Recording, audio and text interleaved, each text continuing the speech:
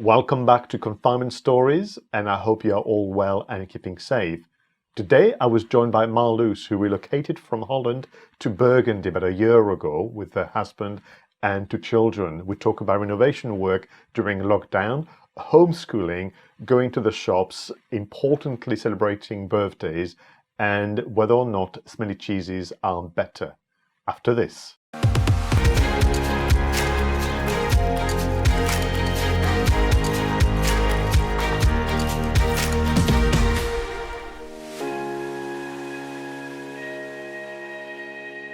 So, Marloes, welcome to Confinement Stories. Let me begin with two questions for you. Where are you and how's it going?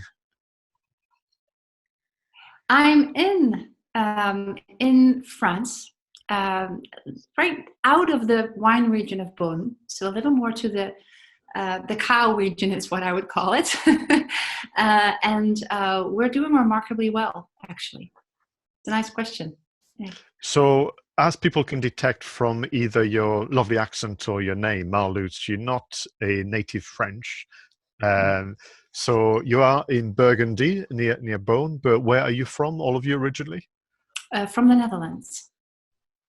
Yeah, yeah. And what brought you to Burgundy then?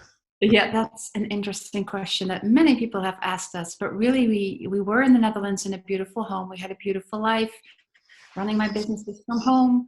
Kids were happy, and somehow we wanted to just change our life. We just wanted to live more in nature, wanted to spend more time as a family, and just wanted to, see what life would be like if we turned everything upside down. Now, most people wouldn't feel very called to do that, but we were just a bit bored with the life that we had and just wanted to also have our children grow up in the countryside rather than in the city, which with the current situation, we're uber grateful that we made that decision a year Mhm. ago.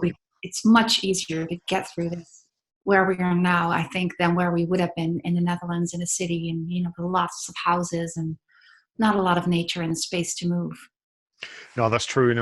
Even as you know, I live in the countryside near County Durham, and we're very lucky. So, when you say the family, so who's a part of the family? The family is me, obviously, and then my husband, Olaf, and our two boys, Casper and Benjamin, of 9 and 12. So, Yeah. I take it they went to local school. Yes. Did they speak French before they went to the school, perhaps a year ago? Bonjour. Bonjour. That's all they. Oui et non. That's basically all they knew. And our move was very well. Our move came as a surprise to us as well. We bought the house as a holiday home with the intention to go there as often as we could, and then we spent our first holiday here. And we said, why aren't we moving here? Because with the work that I do, I can live anywhere. My husband quit his job a few years ago and he helps me in my businesses now. So we're like, well, why aren't we moving there? So we weren't prepared. That was like a last minute decision. In between the decision and the time that we were actually here, there was only 4 to 5 weeks. So no, they didn't speak a word of French, and they've picked up on the language remarkably fast. It's just I was just going through the homework with my husband, sorry, with my youngest this morning, and I'm just amazed with we're doing his French homework, and I studied French, so I really do understand the That's language. right, yeah. Oh gosh, how on earth? Like it's been, and it was like this within a few months actually. They just, they got by really well and talked to the neighbors and their friends, and just amazed It with. is because I can tell you as a French national myself, the French language and the grammar is extremely complex, and for them to pick it up so quickly. But I have to say, your nation, you the Dutch, you're so good at languages, aren't you? Oh, I would love to say yes, but I have proof in my family, meaning my husband, that not everybody has this natural talent of learning different languages. But I think in general, children just pick up because their language system, even for their native language, isn't fully developed at that age. So they can still learn a different language, a second language as a native language. And I can see the difference between my oldest, who's 12, and my youngest. So the youngest is much more near native, or even he will be native a French speaker, and my oldest has a bit more problems with that because his language system was a bit more developed when we came here. Sure, sure. Dutch language, yeah. It must be delightful. I mean, before obviously the lockdown started, and we'll come on to that, it must have been delightful for you to see them playing with their new friends and, going Yeah. probably to some of the events that the school had organized. I mean, where you live, how big is it? Oh, well, I kept calling it a village sometimes even to my French friends, and then they go, non, non, non, c'est pas un village, hein. C'est un hameau, because and that means it's actually just a few houses, but it's really small. But we have a very strong community, which is really something that we've seen in this extraordinary times.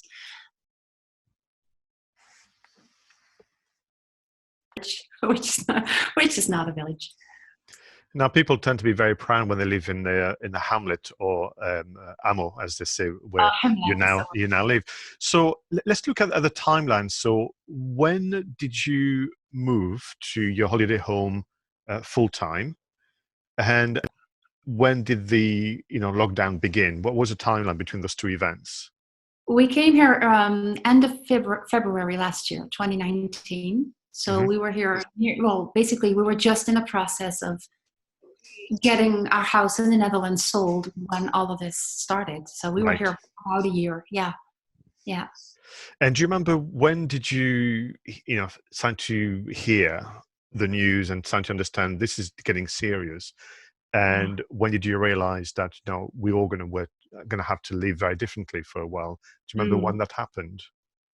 I know we were in the Netherlands getting our house ready to be sold.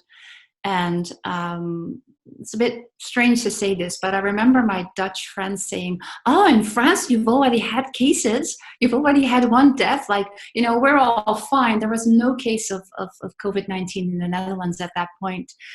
And I was just shocked when I heard that. I was thinking, so you honestly think this is not going to touch this country? Everybody's going to get it basically at some point. So we were very mindful of, getting things done, making sure the house would be sold by the time hell would break loose, which fortunately happened. Hmm. And then we returned to France, and that's actually when we first started really questioning about the impact of all of this. Because I was thinking, okay, the region that our house is in the Netherlands is one of the ones that's most impacted, that has the most cases. And I was starting to question, what if we contracted it while we were there, and my boys go back to school, and then we were still at the point where they could track down each individual case at that point. And I was thinking, what if my boys actually bring it to the school? And that's when we really started to question, what is the bigger impact of this, on how we behave and how we feel about ourselves? Because I didn't want to be the one bringing this to this beautiful region where at that point we didn't have any cases. And then I think about a few weeks later when, we started following the news. We usually don't follow the news that intensely, but you can't get away from this. Like, you get messages from school every day about the new measures they're taking, and we realized, wow, this is really getting serious. And actually, the day before they decided to lock down and close the schools, I was picking the boys up, and I just had this I don't know, this intuition, like, just go to the supermarket now and just make sure that you have some basics for the coming week. And the boys were like, "Why are you buying so much stuff?" And I was like, "Well, actually," and I said this in Dutch, I said, "Actually, I think you're not going to go to school starting Monday." And they go, "What?" I was like, it came to us, as a complete surprise to them. And then actually, I think that was the night that Macron went, did his talk and said, from Monday onwards, schools will be closed. And it just came as a big surprise, because in this region where I live, many people don't even know someone who's had it. Like, everybody I know are people from my international network, or people that have been in the hospital, or people that have actually lost people. But here, we don't have that many people that are ill. Unfortunately, is what I was trying to say. Sure, Yeah. sure. Well, to begin with, it's a smaller population. People are already naturally apart because of distances between properties, hamlets, and the likes. Yeah. But you're right. We had the same reflection because the day we came back from our holidays was the day of the lockdown in the UK, and we said, let's stay indoors for 2 weeks minimum and see what's what, because through the holidays we traveled through 3 airports and took 2 flights to come back, and we thought, the likelihood is very, very high. And I think that's really what's been interesting about, the thinking behind it is about it's not so much about me, it's about the others, and that's been interesting way to look at the local community and that kind of things. So if we could stay with the school for a while, then. So they're not back at school as yet at the time of recording, which is the 5th of May 2020. Are they back at school or not at all? No, they're currently looking at how they are going to do the déconfinement, and it's going to be department based. Well, department is not the word that you would use, but French, or the French system, else you explain in English. So you could either be in a red or in a green zone, and depending on that, they're looking at the plan. But I just read in the news yesterday that the politician, so to speak, is not really very thrilled about the plan that's been proposed. So basically what we're getting now is we're getting messages from the schools saying, do you intend to have your child come back to school when we're allowed to? And I've been surprised. The majority of parents here have said no. And there's a number of reasons for that. I don't know if you want to talk about that, but so I think it will take at least up to 4 weeks before our boys will go back to school, because what we've put in place here is that they do their homework and it's so well organized. I mean, we don't have a very good internet connection, so we can't really do all these virtual classrooms. It's doing fine, so don't jinx it. Don't, tempt fate. Beautiful connection. Thank you so much, Universe, for supporting this conversation. But we've seen that it's actually been very helpful for them to do the homework at home, and we were already in that new normal for us as a family. When we came here, they didn't speak a word of French, so I had to help them every day with their homework. We already work from home. Both of my husband and I work from home. We're renovating this old farmhouse that we bought, so we already had this lifestyle of working from home, helping our kids, being super involved in what they're doing. So sometimes we even joke about this. We go, nothing's really changed. Like, we don't see anybody ever passing our front door here, and that hasn't changed. Like, we actually see more people in the street now. It's been surprising. That's probably the only place in the world where we see more people in the street right now. So it doesn't really have that big impact on us, and we've really found our way of doing this with the boys, and they're actually doing very well. So this has been one of our reasons to tell school, if they have to go. If you only can allow 15, they can allow 15 children in one classroom. Our school isn't big, but there's more than 15 in one room. So, we'll just leave that for, all the people that will go back to work, and we'll have to, find ways to have their children taken care of by someone. So that's been our decision. We quite enjoy helping our children. I learn a lot, actually. I bet. So was it, forgive me, proper homeschooling where you had to brush up, the night before, and then the following morning you gave a lesson, or were you receiving stuff from the school via emails and the like? It's very well organized, and I've complimented the. So my oldest is in what they call collège, which is the secondary. I don't know what you call this. What the equivalent would be. I've been amazed, and this is a big difference I see with the Netherlands, to be honest. I see a lot of, I'm thinking in French now, which is very practical, but I see them really doing whatever they can. Like, they are so involved in the children's well-being in comparison to some of the stressed out, which, I mean, this is a system in the Netherlands with schools and big classes, big numbers of children in the classroom. I've been very surprised with how our schools manage this. I can imagine that for teachers, it must be, the teachers have children. The teachers are in the confinement as well. They have the same impact on their personal life, and they have twice or maybe 3 times the work to have the kids, progress and learn in ways that they've never been teaching before. So I really, really feel very respectful of that, and really ask them, or tell them basically every week, like, thank you so much for all that you're doing, because it must be difficult for them as well. They love, when you're a teacher, you love children. You want to be there with them in the classroom. This is what you're trained to do. This was your life's work, and now you're sitting at home hoping that they're doing okay. So I really so they get what they call a feuille de route, which just writes down everything they need to be doing today. Then all PowerPoints for exercises, sometimes online things, and then they just sit with it, and then they do it. And then when they don't know what to, I have to give a dictée. I have to help my boys, and then I go like, oh, I forgot everything I learned in 5 years of studying French. So It's also very interesting to know. Yeah, I bet. Yeah, but I think that do you think that's bringing the family closer together? It has to, because you're spending time together in very novel ways compared to before the lockdown.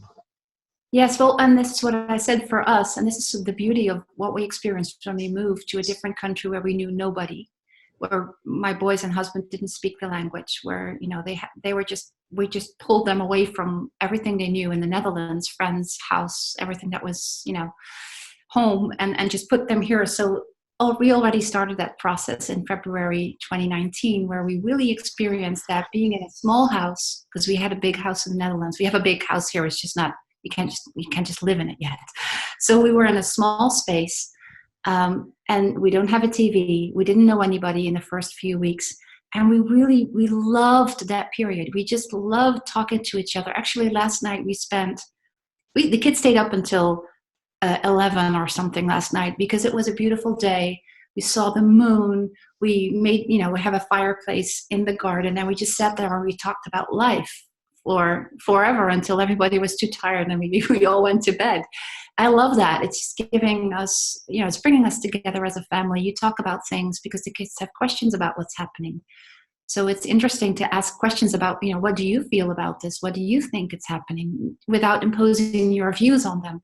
So it's really helping them to, it's helping them to look at the world the way they, just to make their own picture of what's happening. And it's helping us to better understand how they actually look at things, which is, I think it's helpful. I think it's helpful for many other parents also to understand that we see so much more, and then we have all these ideas about it.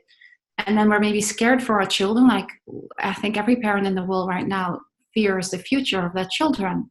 But actually, when I talk to my children about what's bothering them, it's like, and I've seen this with the move as well.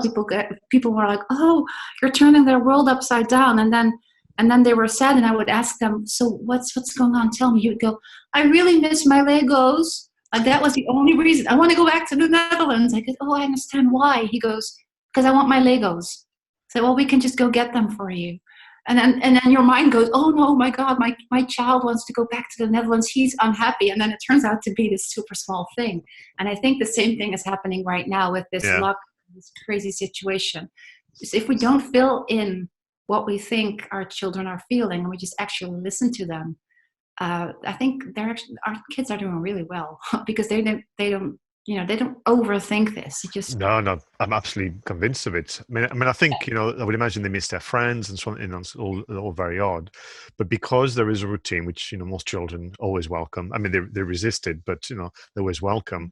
But listening to you and what the school is doing, the dedication, reminds me of the story that I heard about what's happening in France, where one of the school teachers wanted his cycles to the house of some of the children to talk with them, obviously keeping at safe distance, but from the road, waving at the window and making sure they're okay. So not only he's getting the daily exercise, but he's making that connection with the children, which yeah. can only facilitate, obviously, the homeworking, the homeschooling, and that kind of things. But talking of family getting together and family events, I know that it was your birthday recently. Yeah. So what does a lockdown birthday look like then? What did you manage to do for your birthday? Oh, I would love to give a beautiful answer to that, but I'll have to be honest and say it was none different than any other year before, because I tend to not really celebrate my birthday in a big way.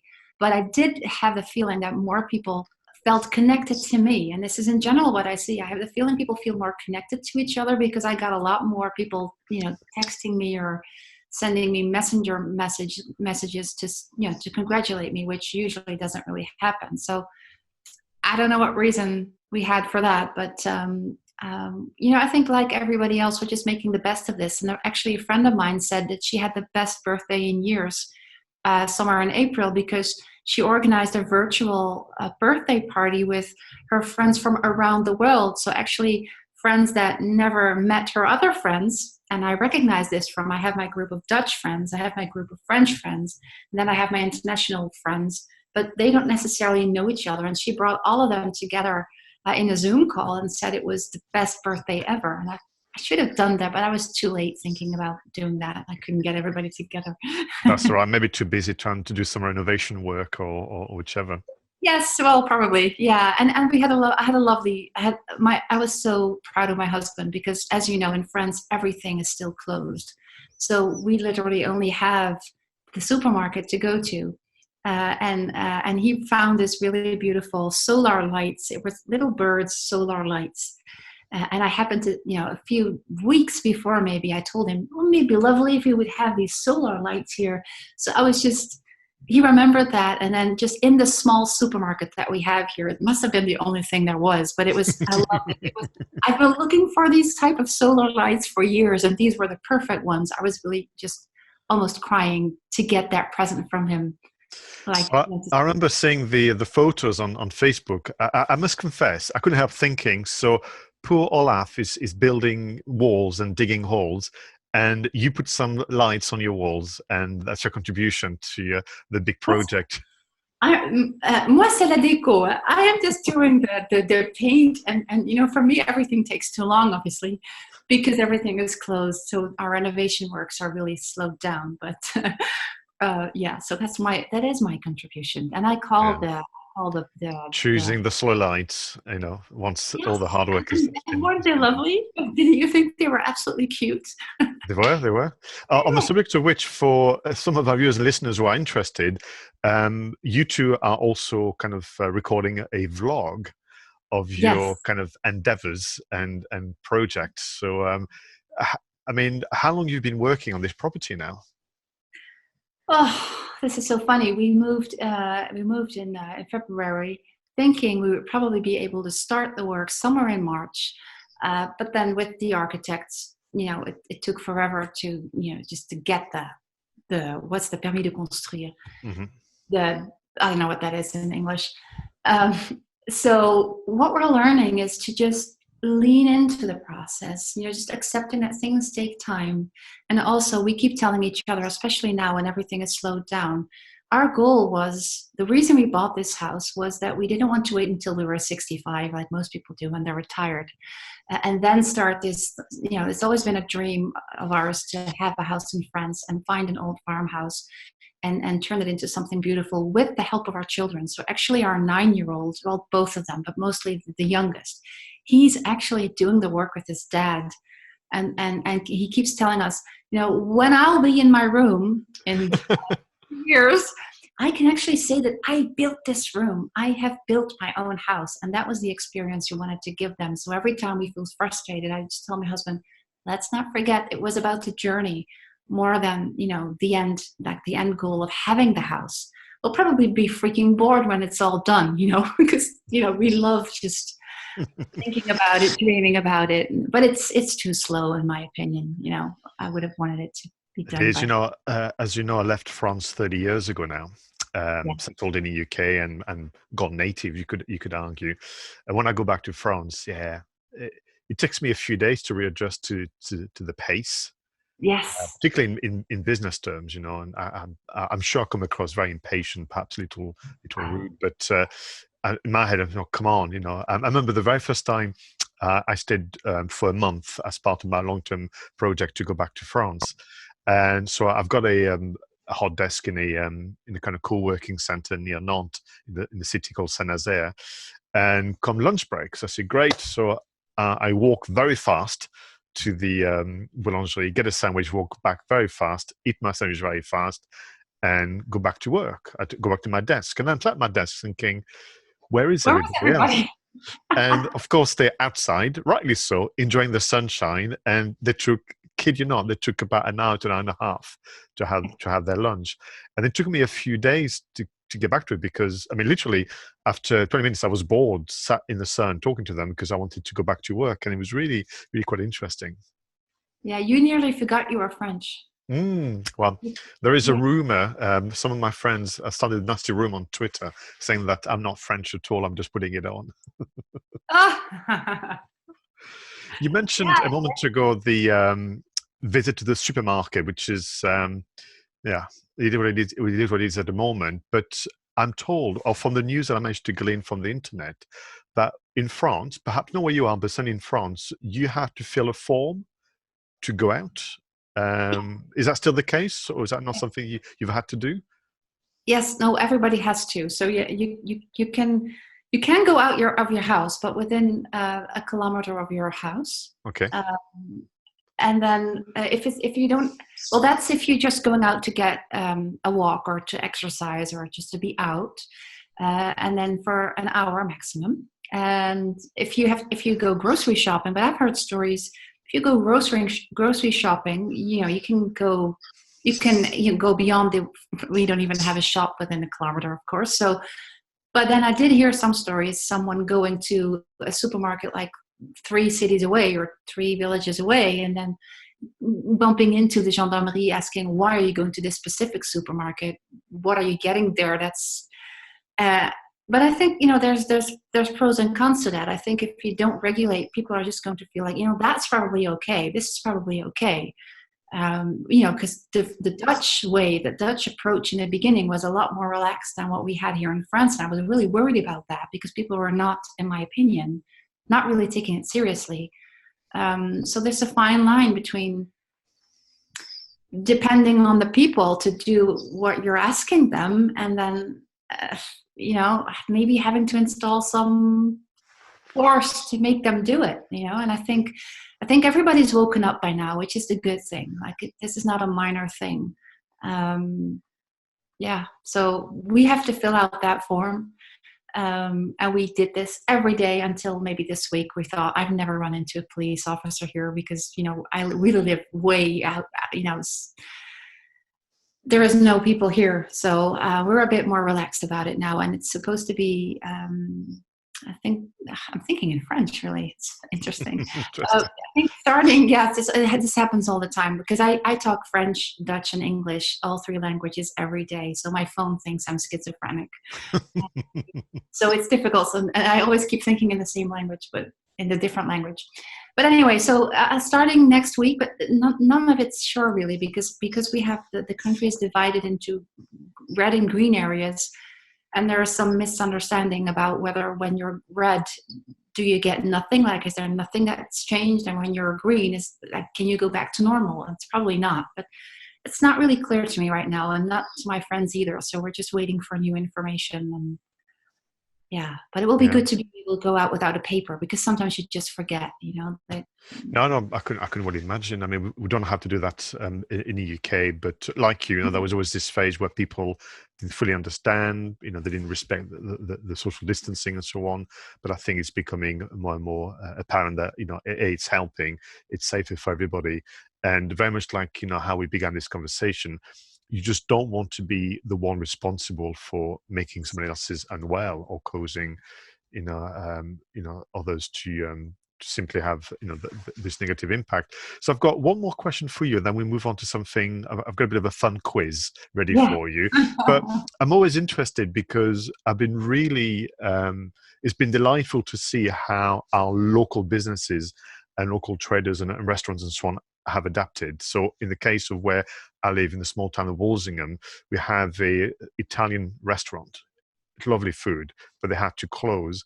And last week they announced they started takeaway. I mean, honestly, it was the most joyous moment in my entire lockdown existence, to be able to order my favorite starters and pizzas from this local restaurant. So everybody's trying, to serve their customers in different ways.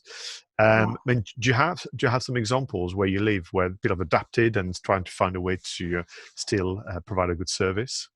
Yeah, well, that's an interesting question because obviously one of my businesses is business coaching. So this is something that's on my mind continuously. And I don't see a lot of that, but I think it's because it's so restrained here in France what you can actually do. I'm not even sure. I don't know, but I'm not even sure that restaurants can do that.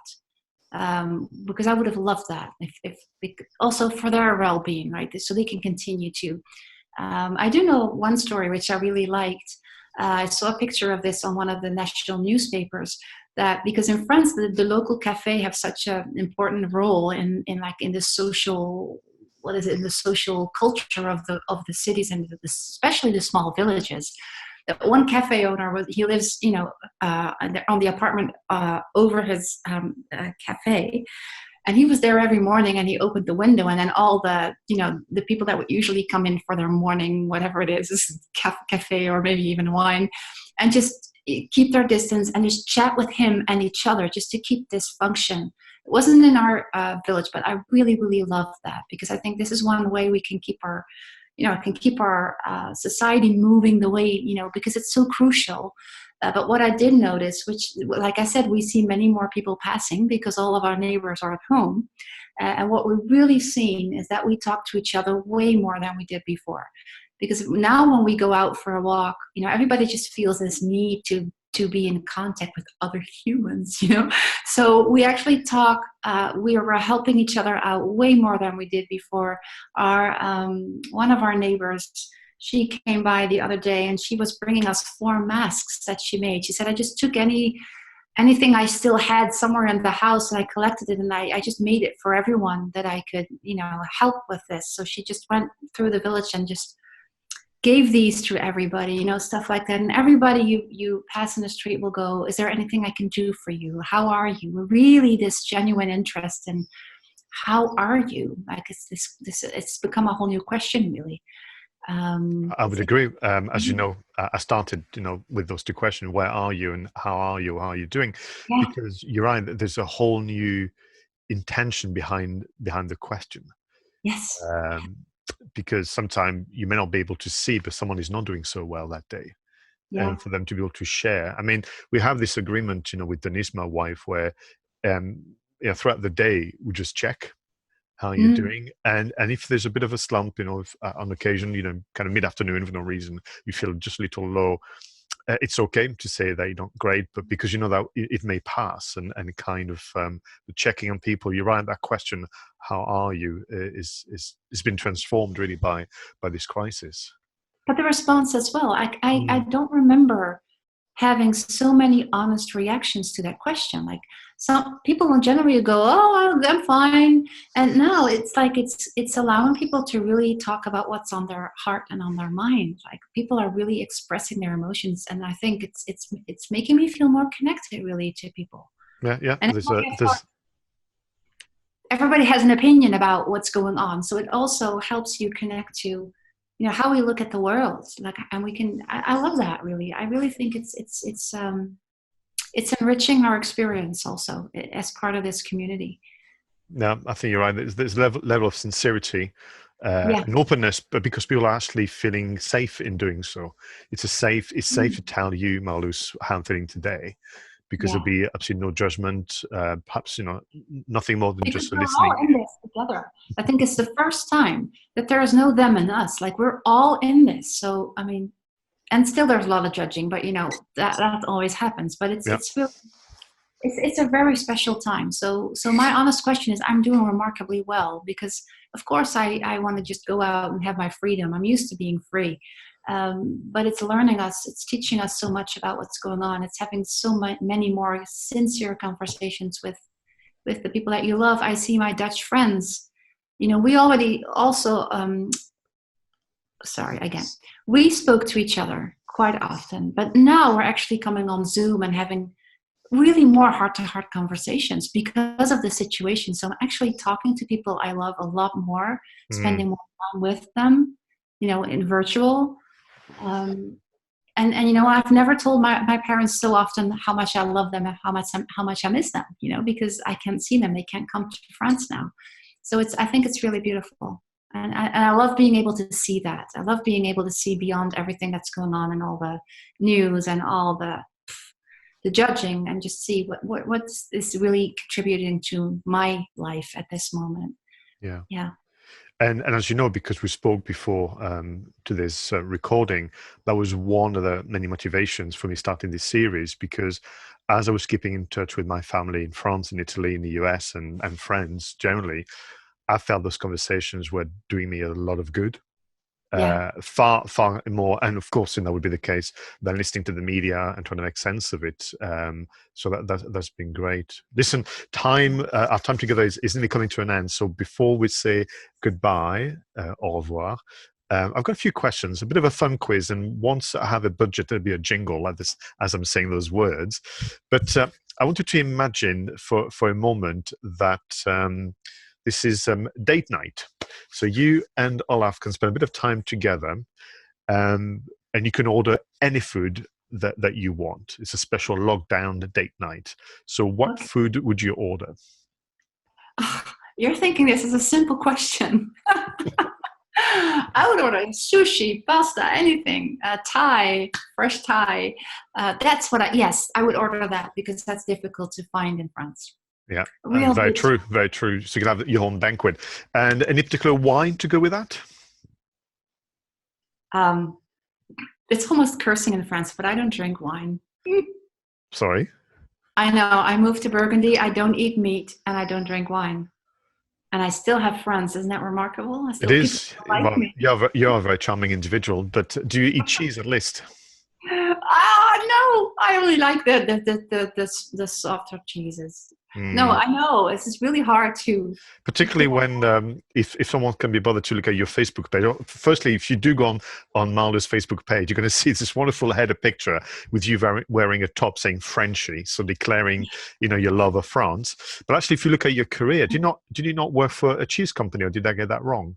Yes, but that was fromage rebelle, and they have like this the more like the Dutch type of cheeses is what it's not. Mm. I don't like the Roquefort and all the everything the smell, and every cheese is smelly. Like the Epoisse that we have here is just it's just awful. So in general, what I could do with a children's cheese platter when we get this at our repas du village, which we Yeah, have a cheese, and that's usually just brie and comté and stuff like that, and I'm totally yeah. fine with that. Just But do you know that there's a rule in France? The smellier the better. Do you not agree with that? I don't When agree it with comes to cheese. oh, no, no, no. Oh, no, no, no. But I'm happy that I'm being accepted, regardless of not liking cheese and wine and meat. Okay. Well, we know what your, lockdown date night meal will be. So the meal is finished, Yeah. and you can invite any band or musical artist of your choice to then play into the night in, this big expansive land you've got. So which band or artist would you invite to play for you? Oh, now if you're picturing this land that we're on, I would ask Sting to come and do this. Do you remember this what he did in Italy? I don't even remember what that's called. This concert he gave that was actually after 9/11. Mm. Oh, if he could come do that, that would be amazing. So remind us the name of the artist again.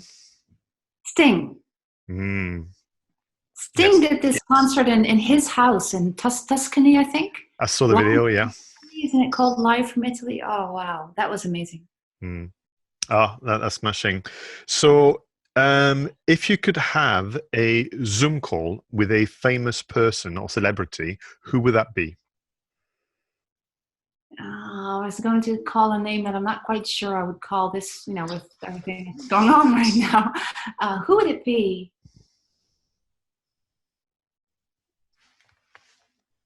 I might actually still be Sting because I think he's quite extraordinary also in his wisdom. I'm a super spiritual person. I would Mm. just love to have an honest conversation about the life choices he made. And Okay. So what we're yeah, going to have is obviously Sting will play for you, then stay the night, then in the morning you and can I'll have a talk chat. to him. Yeah. Yeah, yeah. I think we work well. With the internet nowadays, just get in touch. I'll send him a copy of the extract. I'll send him Yes. that and say, listen, Tell him I'm a singer. Tell him I'm a singer. That might help. mm, might indeed. I'll sing with Now, him. let's look into the future. Yeah. And when we are able to, and we can travel, all of us again, where would you like to go? I'm thinking air travel. I'm thinking, taking you away for a while from Burgundy. What would be your ideal destination for a family holiday? I'm a simple life person, but I would love to hop on a plane and go see my 97-year-old grandmother, my adopted grandmother in the U.S. Right. Whereabouts in the US? That's near St. Louis. Lovely. Yeah, Yes. yeah, because we haven't seen her in a long time, and she's doing really, really well. Her brother lived until he was 108, and she's 97, and she's getting through this period like really remarkably well. Mm. She's a super positive person, so I'd love to go see her after this. Yeah. Okay, final question for you. So this will come to pass and Yes. we'll be able to look back on it in different ways. But if you can kind of, think about it, what would you like your memory of this unique period in time in history to be? My personal memory, or just how I would look at this? Either, but I think I'm looking at maybe your personal view on it. When you look back, what would you like your memory to be? Well, I would say, the entire world is deconstructing and reinventing itself at this point, which I think is very positive. I think a lot of people have come out of their, the way we've always looked at everything, and it's never been what we thought it was. So I think a lot of people have waken up to the beauty of nature, to the beauty of every person, to how we're all connected, to how love is what, unites us. And I think I already see this now. So I'm already so grateful for what I see happening around me, and the reconnections with my loved ones, the consciousness that is raising with everybody. So I'd love for this to, to be that time when all of us realized we were so much bigger than we thought, and the world was such a more beautiful place than we thought. And the lights are actually going out. Do you see that? I'm in the dark. I just realized I was thinking there's something maybe quite symbolic as the internet is starting to give up on us and the light is coming off and everything Yeah, else. We're reaching the end of the conversation. the lights switched off, so on. So yeah. Well, listen, I can't thank you enough for taking part in Confinement Stories, this brand new series that was inspired again by those very conversations and realizing how much better I felt after talking to people. And I thought, is it possible to, kind of uplift someone else's mood and spirits one conversation at a time? So we'll see as this is shared, on social and via the interweb, as they say, where I come from. Yeah. Oh, yeah. Well, I love it. I think it's a beautiful idea. It's just people need positive stories now. I think we're all just looking for other news, just to lighten our spirits, really. I think, I love it. So thank you. I really loved being part of this. So thank you so much for asking me. You're very welcome. Well, we'll keep in touch because I want to know that the project is going well. We need to go to that cafe I told you about. When Yes, we yes. can. We're Yeah. definitely going to have. Well, listen, when I'm able to visit my family in Brittany, we'll make a detour and come and see you. It's a promise. Yes, love to. Looking Okay, forward. then Let's you hope take that's care. very soon. Bye bye. Take care. Bye.